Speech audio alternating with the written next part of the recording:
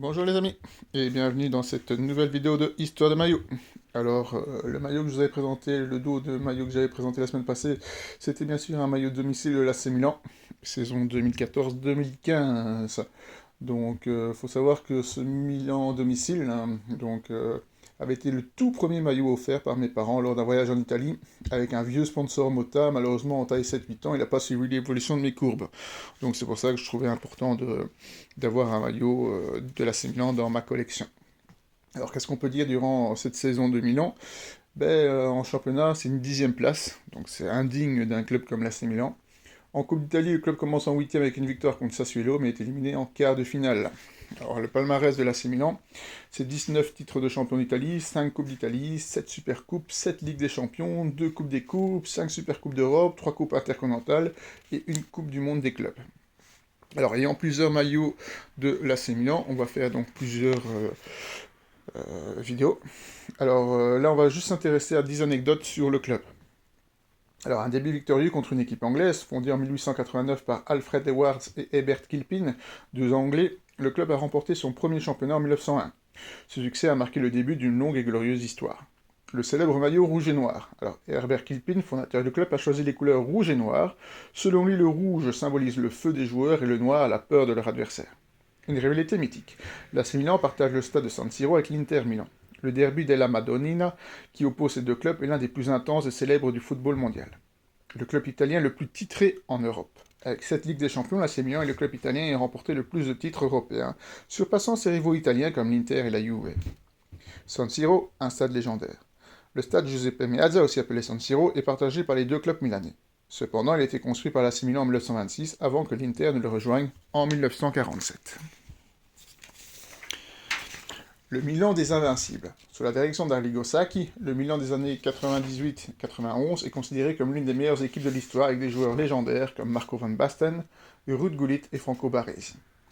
La nuit magique d'Istanbul ou cauchemardesque. En 2005, l'AC Milan a affronté Liverpool en finale de la Ligue des Champions. Après avoir mené 3-0 à la mi-temps, Milan a été rattrapé et a perdu au tir au but dans l'un des matchs les plus mémorables de l'histoire du foot. Je me souviens de cette finale, c'est vrai que c'était assez incroyable ce qui s'est passé à Istanbul ce soir-là. Un club familial. Silvio Berlusconi, propriétaire du club pendant plus de 30 ans, de 86 à 2017, a investi massivement pour en faire un des clubs les plus performants. Mais il a également cultivé une culture de famille parmi les joueurs et le staff. Les ballons d'or.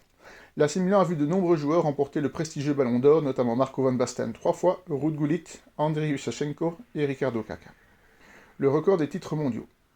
En 2007, après avoir remporté la Coupe du Monde des clubs, l'AC Milan est devenu le club le plus titré au monde au niveau international, surpassant d'autres géants comme le Real Madrid à cette époque. Alors, si vous vous souvenez, le flocage était Stéphane El Shaarawy, donc quelques petites histoires sur lui. Donc, c'est un footballeur italien formé à l'USD Leggino et au Genoa, avant d'être pro au Genoa, à Padoue, à l'AC Milan, à Monaco, à l'AS Rome et au Schengen Tchénois avant de repartir à l'AS Rome. En sélection nationale, à l'heure d'aujourd'hui, il compte 32 sélections pour 7 buts. Donc durant la saison 2014-2015, comme la saison précédente, il ne joue que très peu avec son club. Blessé durant plusieurs mois, il n'a disputé que 18 matchs en championnat pour 3 buts, dont un doublé contre le Torino lors de l'avant-dernière journée, juste après son retour sur les terrains. Donc en championnat, c'est donc 18 matchs, 3 buts, 4 passes décisives, 1 match en Coupe d'Italie et 3 matchs en sélection nationale. Et donc on va terminer par 10 petites anecdotes sur El Shaarawy. Donc des origines égyptiennes. Bien que né en Italie, El Shaarawy a des origines égyptiennes par son père. Cependant, il a toujours choisi de représenter l'Italie sur la scène internationale. Un surnom royal. Son surnom, Il Pharaon, le pharaon, fait référence à ses origines égyptiennes et à son style flamboyant sur le terrain. Un prodige précoce. Il a fait ses débuts en Serie A avec le Genoa à seulement 16 ans et 55 jours en décembre 2008, devenant l'un des plus jeunes joueurs à jouer dans l'élite italienne. L'explosion au Milan AC. Lors de la saison 2012-2013, à seulement 20 ans, il inscrit 16 buts en Serie A, devenant l'un des joueurs les plus prometteurs d'Europe. Une blessure qui a freiné sa carrière. Après une saison exceptionnelle, des blessures répétées ont ralenti sa progression, l'éloignant des terrains pendant une grande partie de la saison 2013-2014. Un joueur polyvalent. Bien qu'il y ait de formation, El Shaarawy peut jouer dans plusieurs positions offensives grâce à sa vitesse, sa technique et son intelligence de jeu. Un passage en France. En 2015, il a rejoint l'AS Monaco en prêt. Bien qu'il ait montré de belles choses, son séjour en Ligue 1 a été de courte durée et il est retourné en Italie peu de temps après. Un retour est ici en Italie avec la Roma. Après son prêt à Monaco, il a signé à la AS Roma en 2016. Il s'est imposé comme un élément clé de l'équipe grâce à ses performances et à sa capacité à marquer des buts spectaculaires. Aventurier en Chine, en 2019, El Shaarawy a rejoint le Shanghai Shenhua en Chine, où il a remporté la Coupe de Chine avant de revenir à la Roma en 2021. Un passionné de mode. En dehors du football, El Shaarawy est connu pour son style vestimentaire audacieux et sa passion pour la mode. Son look notamment, sa coiffure emblématique a souvent attiré l'attention. Alors, je suis pas vraiment fan du joueur, mais je trouvais qu'au niveau flocage, c'était original. Donc voilà pourquoi j'ai juste pris un flocage El Shaarawy sur le maillot. Alors, pour le maillot de la semaine prochaine, donc voici le dos du maillot. Alors, ne faites pas attention au nom du joueur parce que ce n'est pas un vrai.